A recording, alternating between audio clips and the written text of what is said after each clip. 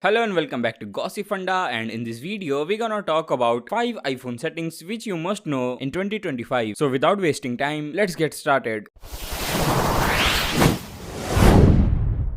So first of all, turn the back of your iPhone into a button, and by this you can activate certain actions such as taking a screenshot, enabling low power mode and etc. To enable this, go to settings, go to accessibility, then go to touch, go to back tap and simply enable it. And you can also select the actions which you want to take. Secondly, voicemail. To enable live voicemail, go to settings, go to phone, go to live voicemail and simply turn it on. The third setting is to bring back full screen incoming call alerts, and for that go to settings, go to phone, go to incoming calls and simply tap on full screen. The next setting is to stop apps from tracking your exact location, and for that first of all open settings, then choose the application on which you want to take action, and then go to location and simply disable the option of precise location and select the option of while using the app. The last setting is to create a text replacement, and for that go to settings, go to general, go to keyboard and then go to text replacement, and here enter the phrase and the shortcut. Simply tap on save. So I hope this video helps. Make sure to like, share and subscribe.